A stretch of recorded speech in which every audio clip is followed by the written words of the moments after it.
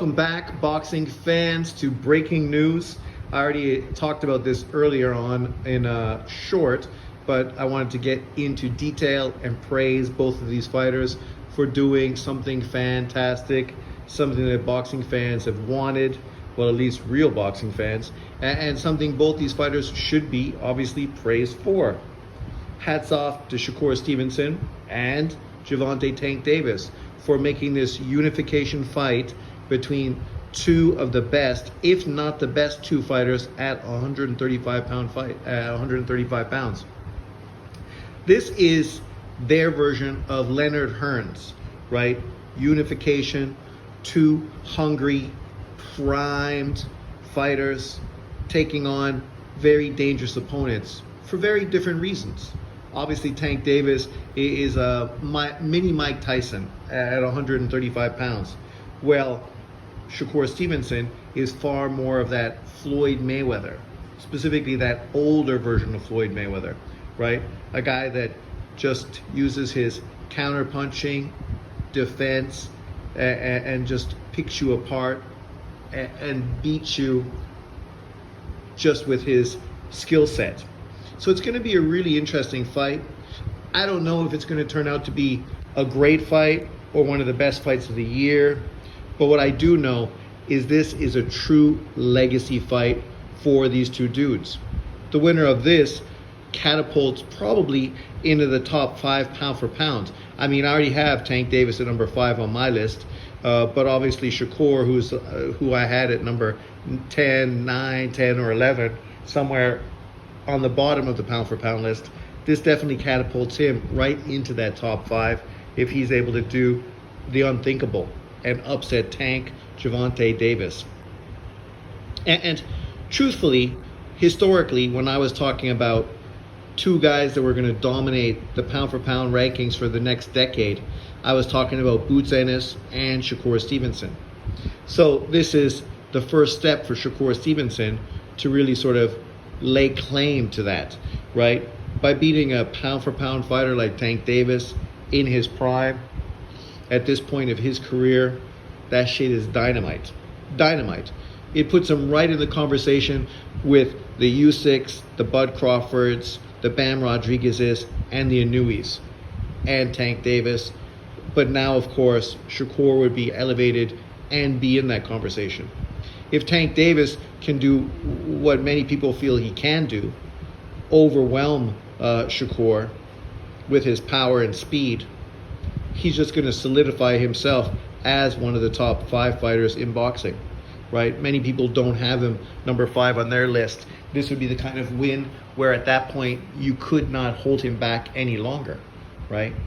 It's a great win, and obviously a win that really catapults him forward. And at that point, you know, you could really talk about him being the face of American boxing.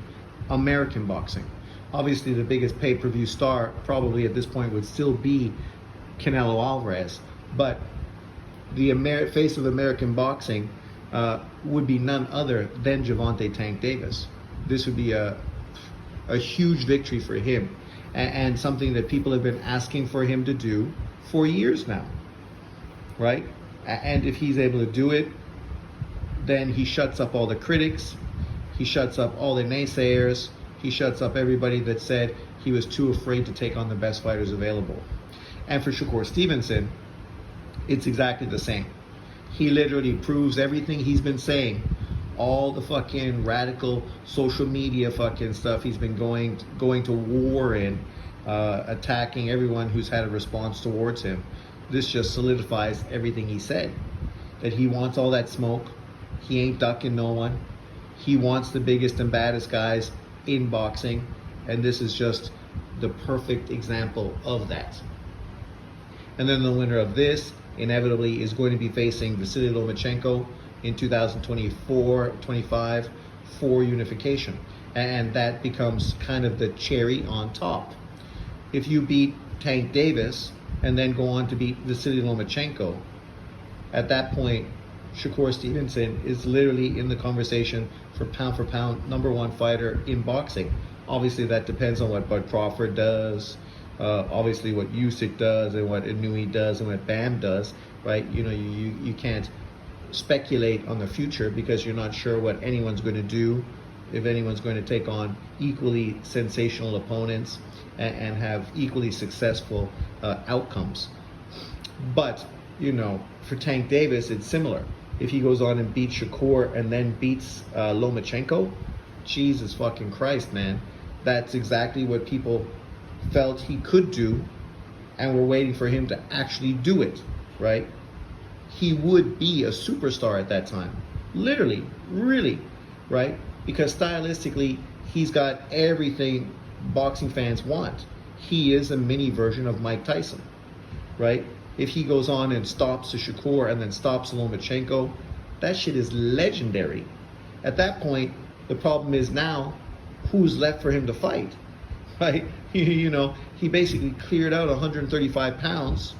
Obviously, Zepeda would be a good opponent, but people would assume that he would obviously beat Zepeda if he was able to beat these technically gifted fighters. At that point, moving to 140 and taking on a Teofimo Lopez or a Devin Haney if Devin Haney could even make 140 pounds at that time, would be the ultimate then step-up fight for him. Obviously, we're speculating and jumping ahead of ourselves. We're just excited because this fight is made, and that's great news. I'm super excited that the fight's made. All I can do is shout out Tank Davis for making the offer, and shouting out Shakur Stevenson for accepting the offer. I think he really sort of learned, based on how he was kind of ducked and dodged by Devin Haney, that if he was given any kind of offer this time, he was going to grab it, and he wasn't going to give anybody an excuse to not get in the ring with him. And so hats off to him for doing exactly what he had to do to make that fight. Now, obviously, boxing world is going to be speculating and talking and breaking it down and looking at who is going to win and how they could win. Right now, I'm watching The Boxing Voice, obviously talking about it, and this is great news. I'm a very excited boxing fan, and we'll see how this unfolds. 2024 might not be as good as 2023, but it ain't far behind. This weekend we have a fucking great card in California. We have obviously big fights coming forward. AJ Dubois, Fury Usyk 2, right? Obviously Estrada, Bam Rodriguez 2. Tank Davis versus Shakur Stevenson. Dmitry Bivol versus Arthur Beterbiev. Like, that's some serious shit we're talking about. And then there's still other fights that potentially are going to be made during this third quarter, fourth quarter of 2024. I'm a very, very happy boxing fan. Leave your comments below. Who do you think at this point is going to win the fight? Obviously, it's early to make predictions, but let me know. Thanks for watching. Peace out.